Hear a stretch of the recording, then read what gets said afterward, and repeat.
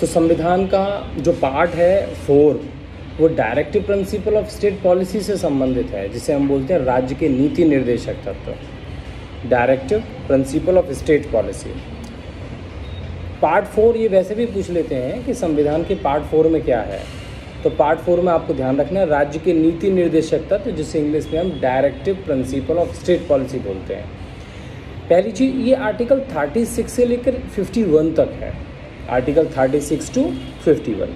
जैसे कि इसका नाम है राज्य के नीति निर्देशक तत्व, यानी कि यहाँ पर कुछ ऐसे तत्वों के बारे में बताया गया है, कुछ ऐसे प्रिंसिपल्स हैं जो राज्य की जब नीतियाँ बनाएगी तो एक तरीके निर्देश करते हैं। जब भी राज्य कुछ पॉलिसी बनाए या स्टेट के वेलफेयर के लिए काम करे तो पार्ट 4 में कुछ गाइडलाइंस दे रखी हैं, उन गाइडलाइंस को ध्यान में रखते हुए राज्य को काम करना चाहिए। जो भी गाइडलाइंस इसमें दे रखी हैं उन गाइडलाइंसों को ध्यान में रखते हुए काम करना चाहिए, इसीलिए इसे बोलते हैं निर्देशक तत्व, डायरेक्टिव प्रिंसिपल्स। निर्देशक यानी कि निर्देश करने वाले, निर्देशक तत्व निर्देश करने वाले। किसको निर्देश कर रहा है? राज्य को निर्देश कर रहा है। यानी कि सेक्शन 36 से लेकर 51 तक कुछ ऐसे निर्देश दे रखे हैं राज्य के संदर्भ में कि वह जब भी शासन में आए, जो भी गवर्नमेंट शासन में हो, जब भी वह पब्लिक के लिए पॉलिसी बनाए, जब भी वह पब्लिक के लिए काम करे, तो इन बातों को ध्यान में रखें। एक्चुअली ये जितने सारे तत्व दे रखे हैं इनका थोड़ा सा स्कोप जो है, क्षेत्र जो है बहुत बड़ा है। 36 से लेकर 51 तक जितने भी प्रोविजंस हैं, आर्टिकल्स हैं, इनका स्कोप काफ़ी बड़ा है। चूँकि इनका स्कोप बहुत बड़ा है इसलिए स्कोप या क्षेत्र बहुत बड़ा है, इसलिए ये सुप्रीम कोर्ट से हाल फिलहाल में प्रवर्तनीय नहीं है। यानी कि ये जितने भी 36 से लेकर आर्टिकल 51 तक दे रखे हैं, यदि इनका वायलेशन होता है, इनका उल्लंघन होता है, तो आप सुप्रीम कोर्ट में या हाई कोर्ट में एप्लीकेशन नहीं लगा सकते, रिट फाइल नहीं कर सकते, उनका ऑर्डर नहीं ले सकते इनके लागू कराने के लिए। जैसे कि पार्ट 3 फंडामेंटल राइट दे रखे हैं, यदि फंडामेंटल राइट का वायलेशन होता है तो आप सुप्रीम कोर्ट या हाई कोर्ट जा सकते हैं उनको लागू कराने के लिए, परंतु इनको लागू कराने के लिए आप नहीं जा सकते।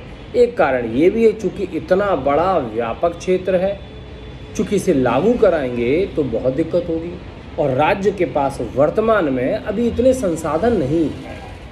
यदि इन तत्वों को ही ध्यान में रख लिया जाए तो संभवतः शायद 80-90% जो सामान्य जनता है उसकी समस्याएं दूर हो जाएंगी, चाहे वो एनवायरनमेंट की रिगार्डिंग हो और चाहे वह एजुकेशन हो, हेल्थ हो, जो कुछ भी हो, या प्रॉपर्टी हो, जो कुछ भी है। तो चूँकि इसका क्षेत्र बहुत बड़ा है इसलिए इसको कोई व्यक्ति उल्लंघन होने पर भी सुप्रीम कोर्ट या हाई कोर्ट जा कर के एप्लीकेशन नहीं दे सकता, रिट नहीं डाल सकता, इनको लागू नहीं करा सकता। तो भी ये मूल माने जाते हैं शासन व्यवस्था के लिए। एक्चुअली आर्टिकल 36 जो शुरू होता है उसमें सबसे पहले राज्य की परिभाषा दे रखी है। राज्य क्या क्या मतलब है? तो उन्होंने बोला कि यहाँ पर राज्य का मतलब वही है जो आपके भाग 3 में है, मूल अधिकारों में है। और भाग 3 में राज्य का मतलब दिया था state government, parliament, state government, central government, parliament, state legislature, local authority और अदर अथॉरिटी। जब हम आर्टिकल 12 पढ़ते हैं, वास्तविक परिभाषा राज्य की 12 में दे रखी है। नॉर्मली हम राज्य का मतलब समझते हैं यूपी राज्य, एमपी राज्य, बिहार राज्य, पर यहाँ पर राज्य का केवल इतना ही मतलब नहीं है, बल्कि इसके राज्य के अंतर्गत बहुत सारी चीज़ें आती हैं। तो यदि हम क्षेत्र की दृष्टि से या सामान्य राज्य के संदर्भ में ना पढ़ें, या फिर हम मूल अधिकार यानी कि भाग 3, या फिर राज्य की नीति निर्देशक तत्व यानी कि भाग 4 के संदर्भ में जहाँ भी राज्य शब्द का प्रयोग हो तो वहाँ पर राज्य का मतलब वही समझा जाएगा पढ़ा जाएगा जो आर्टिकल 12 में दे रखा है। आर्टिकल 12 में मैंने बताया कि राज्य का मतलब, स्टेट का मतलब है पार्लियामेंट, स्टेट गवर्नमेंट, दोबारा से पार्लियामेंट पहले सेंट्रल गवर्नमेंट शुरू करते हैं, चूँकि केंद्र में सेंट्रल गवर्नमेंट होती है तो सेंट्रल गवर्नमेंट, और फिर संसद भी होती है। ऐसे ही स्टेट की बात करें तो यहाँ पर स्टेट गवर्नमेंट और स्टेट लेजिस्लेचर, फिर उसके बाद लोकल अथॉरिटीज़ और अदर अथॉरिटीज़। तो 6 चीज़ें आती हैं राज्य की परिभाषा में। इन सब को, जितने भी मैंने राज्य बताए, विधि बनाने की शक्ति है। जैसे यूनिवर्सिटी हो गया, इलेक्ट्रिसिटी बोर्ड हो गया, तो बहुत सारे ऐसे होते हैं लोकल या अदर अथॉरिटीज़ में आते हैं, ये भी राज्य के अनुसार विधि बना सकते हैं। तो 36 में पहले स्टेट की परिभाषा बताई। जैसे ही फंडामेंटल राइट आर्टिकल 12 से शुरू होते हैं तो 12 में भी स्टेट की परिभाषा बताई है।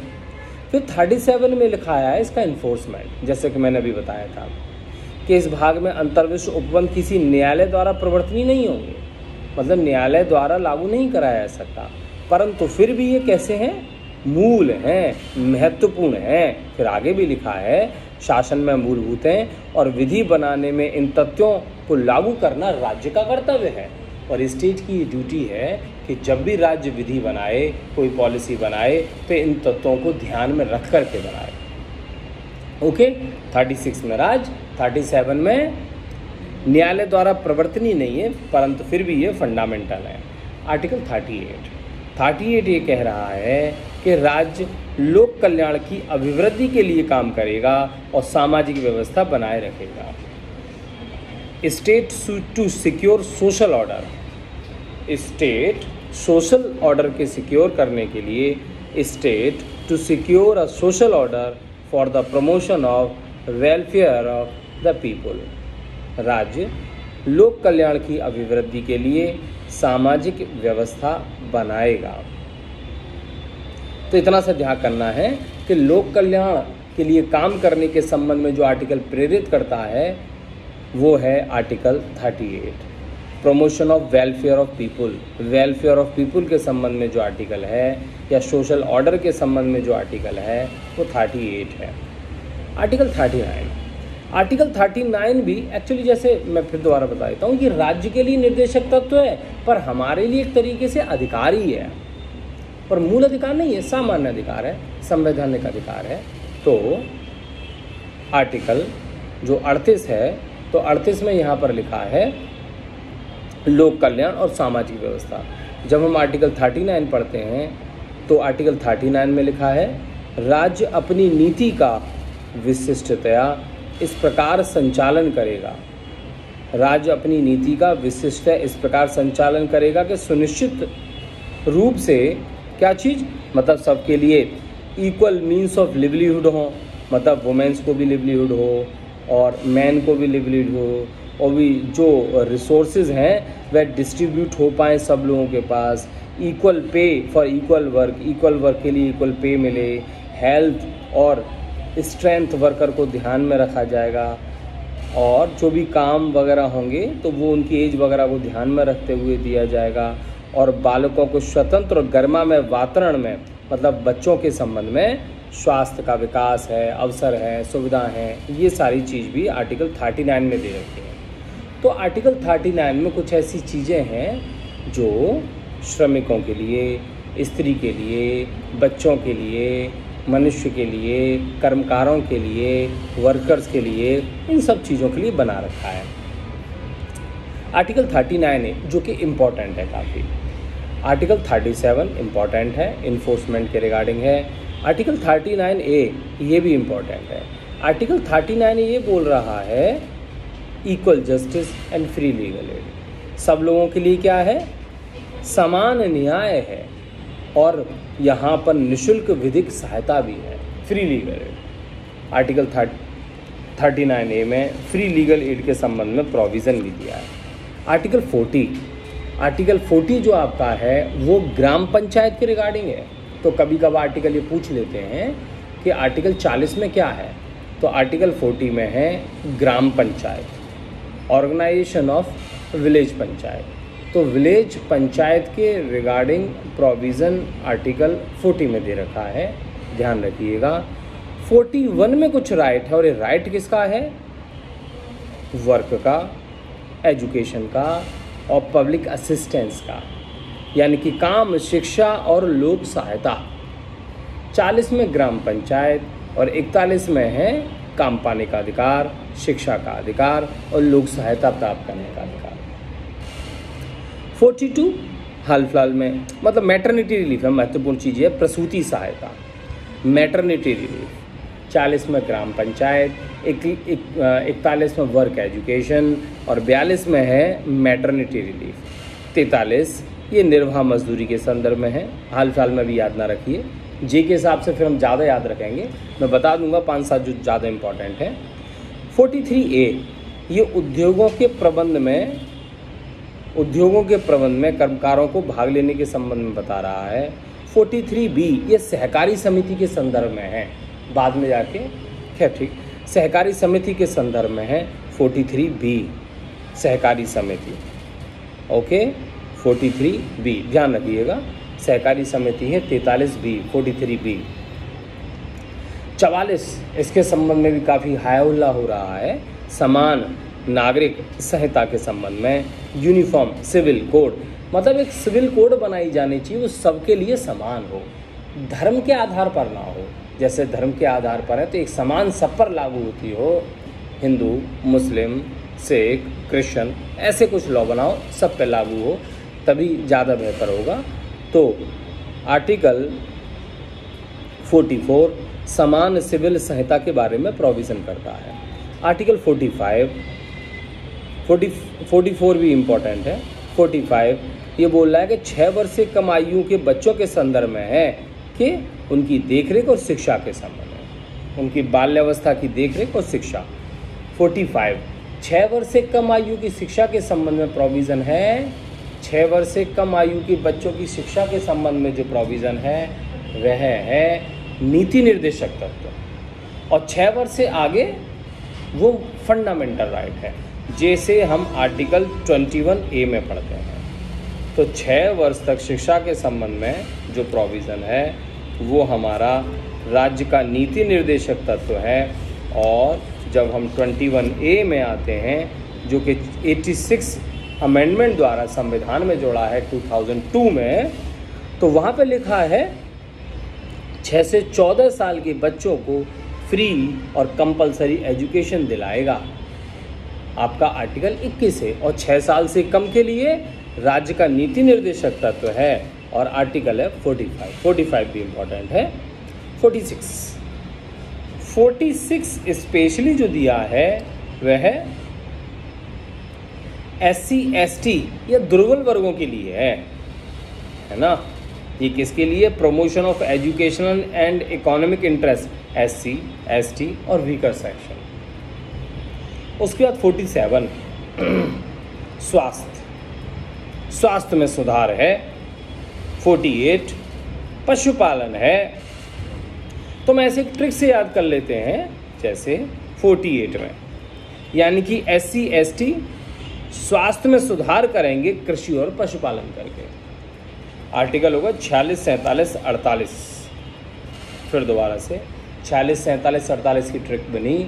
SC ST स्वास्थ्य में सुधार करेंगे कृषि और पशुपालन करके। 46, 47, 48 तीन आर्टिकल याद हो गए। SC ST स्वास्थ्य में सुधार करेंगे। कैसे स्वास्थ्य में सुधार होगा? कृषि करेंगे और पशुपालन करेंगे, तभी खाने को मिलेगा, और पशुपालन मिलेंगे तभी दूध मिलेगा। तो 46, 47, 48 हो गया। बस हमें हिंट के रूप में आर्टिकल ध्यान रखना है। 48A के संबंध में पर्यावरण के संबंध में है। पर्यावरण का क्या कर रहे हैं? प्रोटेक्शन कर रहे हैं एनवायरनमेंट को, और इम्प्रूवमेंट कर रहे हैं। प्रोटेक्शन कर रहे हैं और इम्प्रूवमेंट कर रहे हैं एनवायरनमेंट को। 49 ये क्या है? राष्ट्रीय महत्व के स्मारकों, स्थानों और वस्तुओं का संरक्षण। राष्ट्रीय स्मारक है। राष्ट्रीय स्मारक जैसे ताजमहल। 49 में क्या है? राष्ट्रीय महत्व के स्मारक। हम 49 में ताजमहल से याद रख सकते हैं। 50 में क्या है? पृथक्करण है। किसका पृथक्करण? किससे? ये भी इम्पोर्टेंट है। 50 कार्यपालिका का न्यायपालिका से। कार्यपालिका न्यायपालिका, कार्यपालिका से न्यायपालिका का पृथक्करण। और 51 अंतर्राष्ट्रीय शांति और सुरक्षा में अभिवृद्धि। तो इसको ऐसे याद रख सकते हैं 49, 50 और 51 ताज को पृथक करेंगे अंतर्राष्ट्रीय शांति से। 49, 50, 51 ताज को सेपरेट करेंगे इंटरनेशनल पीस से। ताज को सेपरेट करेंगे इंटरनेशनल पीस से। आर्टिकल नंबर हो गया 49, 50, 51। ताज को पृथक करेंगे अंतर्राष्ट्रीय शांति से। ताज को पृथक करेंगे अंतर्राष्ट्रीय शांति से। आर्टिकल हो गया 49, 50, 51। तो 46, 47, 48 वक्त मैंने बताया ST ST स्वास्थ्य में सुधार करेंगे पशुपालन से। 46, 47, 48, 49, 50, 51 है ताज को पृथक करेंगे अंतर्राष्ट्रीय शांति से। और 48A बाद में है, जुड़ा है तो इन्वायरमेंट है। 48A इन्वायरमेंट है। एक 48A इन्वायरमेंट है जो कि इम्पॉर्टेंट है। एक 39A जो फ्री लीगल एड है वो भी इम्पॉर्टेंट है। तो लास्ट वाले 6 तो मैंने आपको ट्रिक से याद करा दिए, और जो इम्पॉर्टेंट हैं 36 में स्टेट इट्स शुरू है। 37 में है आपका इन्फोर्समेंट है। और उसके बाद जो ज़्यादा इम्पोर्टेंट है वो अभी बता रहा हूँ मैं। 30 इन्फोर्समेंट हो गया 37। 39A वाले दोनों में याद करा दिए, एनवायरनमेंट ऑफ इलीगल एड। उसके बाद 40 भी इम्पोर्टेंट है, ग्राम पंचायत। 40 ग्राम पंचायत है। 44 सहकारी समिति है, कोऑपरेटिव सोसाइटी, सहकारी समिति। 45 6 साल से कम उम्र के बच्चे हैं। ये 3 ज़्यादा इम्पोर्टेंट है, और लास्ट के 6 मैंने याद करा दिए। तो ये directive principle of state policy लगभग हमारा कंप्लीट हो गया। कई बार आता है कि directive principle of state policy और फंडामेंटल राइट में क्या संबंध है, पूछा जाता है क्या संबंध है। एक्चुअली फंडामेंटल राइट और directive principle of state policy दोनों ही राइट हैं, दोनों ही महत्वपूर्ण है। जो फंडामेंटल राइट है वो नेगेटिव नेचर का है, और जो DPSP है जिसका मतलब होता है directive principle of state policy, positive nature का है। क्यों? क्योंकि DPSP में राज्य से कहा गया है कि ये करो, ये करो, ये करोगे आप, ये करोगे आप। और फंडामेंटल राइट के संदर्भ में ये कहा गया अगर राज्य ये नहीं करेगी, वो नहीं करेगी, ये नहीं करेगी, वो नहीं करेगी। तो फंडामेंटल राइट चूंकि काम करने से रोकता है फंडामेंटल राइट के विरुद्ध में, तो इसलिए वो नेगेटिव नेचर के हैं। और यहाँ पर आपसे अपेक्षा की गई है कि for the welfare of people you have to do these things, इसलिए पॉजिटिव नेचर का है। क्षेत्र DPSP का बड़ा है, राज्य के नीति निर्देशक तत्वों का बड़ा है, और फंडामेंटल राइट का कंपैरेटिवली थोड़ा संकुचित है। फंडामेंटल राइट को हम लागू करा सकते हैं, इन्फोर्समेंट करा सकते हैं, और राज्य के नीति निर्देशक तत्वों को हम लागू नहीं करा सकते। यद्यपि यह मूलभूत हैं तो भी नहीं करा सकते। तो हम ऐसे समझ सकते हैं कि हमारे लिए दोनों यद्यपि राइट हैं, तो इसलिए जिस प्रकार से एक घर में किसी व्यक्ति के 2 बेटे हैं, तो इसीलिए हमारे इंडिया का विकास करने के लिए, स्वर्णिम भारत का निर्माण करने के लिए एक बेटा है फंडामेंटल राइट, दूसरा बेटा है DPSP directive principle of state policy. 2 बेटे हैं तो कोई फादर एक बेटे को ही प्रमोट नहीं करेगा, दोनों को ही ध्यान में रखेगा। तो यहाँ पर छोटे बड़े की प्रश्न नहीं है, जहाँ तक हो सके राज्य को समन्वय बनाकर चलना चाहिए, बैलेंस बना करके चलना चाहिए। ये नहीं कि एक को लागू कर दो और दूसरे को नेगलेक्ट कर दो। तो ये है फंडामेंटल राइट और directive principle of state policy में संबंध या अंतर। तो हमारे इस तरीके से आपका जो directive principle of state policy है वो कंप्लीट हो गया। आगे